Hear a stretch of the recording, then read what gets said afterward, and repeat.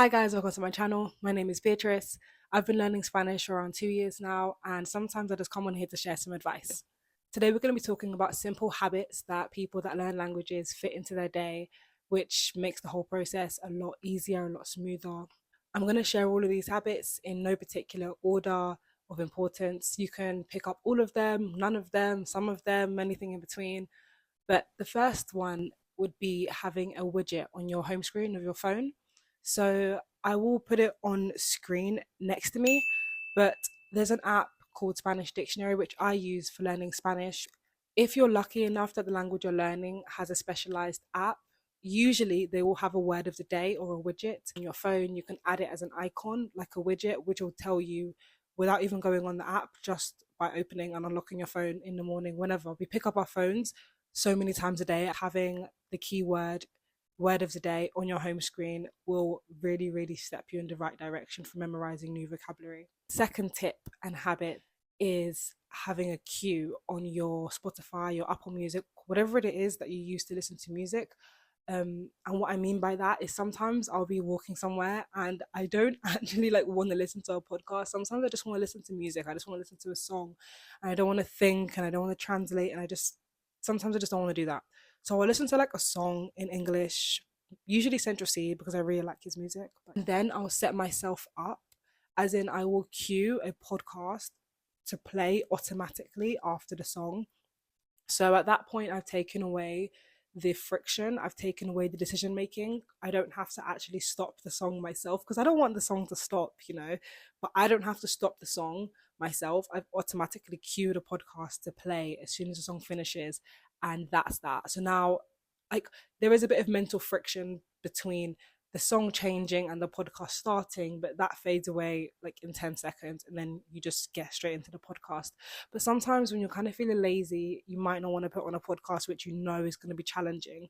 So that's why I would recommend setting up a queue so it plays automatically after your song, so you don't have to decide, do I put a song on, do I put a podcast on? So you put on a song that you really enjoyed, you like listening to, and then you set up the podcast to play after. That way you'll listen to so much more podcasts. Tip has honestly just helped me so much when I'm not in the mood to listen to a podcast, when I'm not in the mood to study.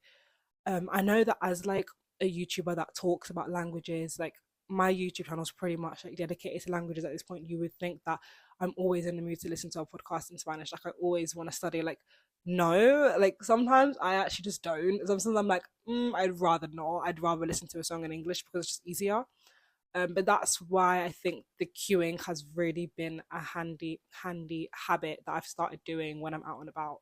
I will just put it on queue and the podcast comes on automatically and I don't really get a say in it. Okay, so the third habit is just whenever you're speaking to somebody in your native language, for example, or you're thinking about thoughts in your head or you're talking to yourself, whatever it is, ask yourself, like, whatever the topic of conversation is, just ask yourself privately in your head, can you say this in Spanish? Like, just like quiz yourself midday, just randomly, like, trying to think of an example, like, I'll be thinking, oh, okay, so I'll be writing out a shopping list and I've put cucumbers on it and I need to like buy some cucumbers and I'm going to the supermarket. I just randomly just ask myself, can I say cucumbers in Spanish? Like just randomly just ask yourself stuff like that. Or I'll be like, oh, I need to buy some new socks. But can you say socks in Spanish? And then if you can't, that's just a new word to Google. But it's just kind of things throughout your day. Like you could be cooking something and be like, can I don't know, list the ingredients in Spanish, or like, do I know how to say stir or bake or cook or microwave or just stuff like that. Just daily stuff you do. Just randomly just ask yourself, could you do this in Spanish? Like, can you say this in your target language? Obviously mine is Spanish, so I'm speaking like for myself. However, whichever your target language is, insert target language into all of these tips of what I'm saying. Another habit of people that learn languages would just be using their downtime in like a more useful way. Downtime, if you don't know, is basically time where you're not actually actively doing anything. Like you're doing something but you're not using your brain. Like you're getting dressed, Do you know what I mean? Like getting dressed is like, yeah, you use your brain, but like, it's kind of like the routine. You're showering, you're brushing your teeth, you're chopping onions, that kind of stuff. Those kind of times, use the same trick to cue a podcast on, just to get in those listening hours. The habits that a person that learns languages has is just kind of finding empty space in their day, which isn't even really necessarily empty, because as I said, if you're cooking, if you're getting dressed, like you are doing something, but it's just kind of being a bit smart about it and finding those times where you could actually just press play on a video. If you don't have Spotify, YouTube, like there's so many podcasts available on YouTube. So, listening, obviously, in learning a language is a really important skill because that's half of the conversation. And also, I just want to add that I was reading something on Reddit about languages, and I completely agree with what this man was saying. He was saying that listening truly is the hardest skill to master because you don't have control over the conversation, you don't have control over what they say, you don't have control over the vocabulary that they decide to use. You just receive. You just receive, absorb, and understand. So, although a lot of these habits just are based on listening, not all of them, because the next one I'm going to go into is a speaking one, but don't underestimate like the power of being able to listen, because when you're speaking, for example, you're choosing the words that you're choosing the grammar and the phrases and the sentence structures that you're comfortable with, that you understand. So you have more control over what you say. Whereas with listening, if you don't understand the vocabulary that they've used, if you've never heard it before, it's more difficult. So he was basically saying that listening is a very, very powerful skill, and it's a lot harder, even though it's kind of seen as like easier because it's passive, but it's really not. Because with speaking, you decide what you want to say and what you don't want to say, because you can't say it yet, you don't know how to say it. With listening, you don't really get that luxury of being able to cherry pick different parts of the language. You just have to receive everything and make sense of it. Final habit of people that learn languages is speaking to themselves. And I don't know if everybody does this, but it's definitely what I do and what I've been doing in the past, which I think has really helped my speaking progress. So I've mentioned earlier on this channel that I keep video diaries, and in my video diaries, I talk to myself on my laptop and I record myself for half an hour every single day. I used to do it a lot more often, not so much now, but that's honestly just out of laziness. Anyway, so just speaking to yourself throughout the day, like having those little dialogues like, oh, what clothes should I wear today? Where are my shoes? Should I have eggs in my sandwich? Just stuff like that, but saying those types of things, those little, snippets, those phrases in your target language throughout the day, because it will highlight gaps in your knowledge in just such a smooth way. It's not intense, it's not you sat down, it's just a habit. It's like a habit that, because in English, for example, like I'm not afraid to say, like, I'll talk to myself. Do you know what I mean? Like, I'll have a little conversation with Beatrice, like, hey girl. So just having that habit to do the same thing in Spanish, it does make me think, do I actually know how to say that word?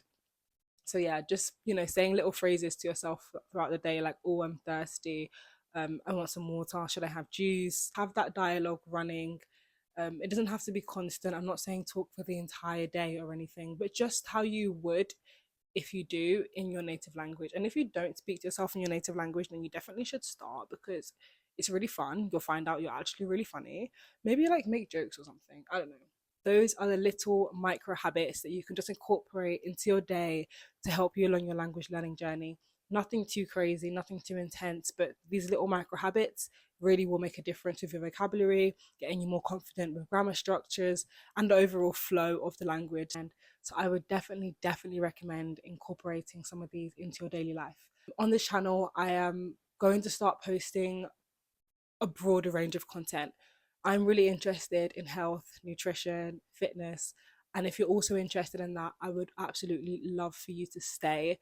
I always I've been worrying that if I change like my niche, or if I change what I post, like, are people gonna, like, I don't know, like, everybody just knows me as Beatrice the language girl. And that is so true. Like, I love posting language content.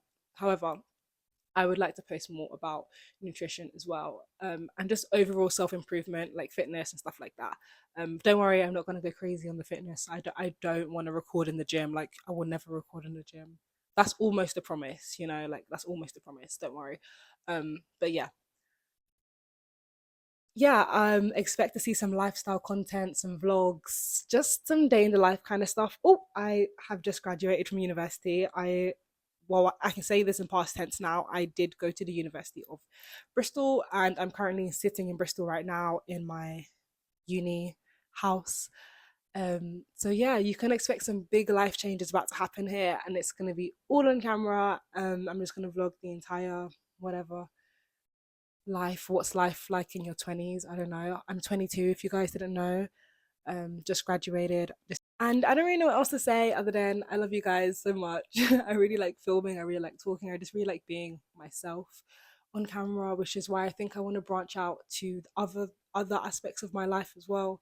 Not just languages. I just feel a bit limited on this channel right now. So I'm going to be changing the name as well to my name because it was my name, then I changed it to Languages of B, but I'm going to change it back again. Yeah, we're going through a lot of, you know, renovations right now, refurbishments, but that's the beauty of having a new channel. When you're a small YouTuber like myself and you're starting out and no one knows you, that is the beauty of it, because I can change what I want and there's not millions of people asking me questions. It's like nobody's watching, so I have time to figure it out. And honestly, that's just what being in your 20s is like. So it's kind of like representative of real life. I'm waffling now and I'm gonna go, but I love you guys so much. Bye.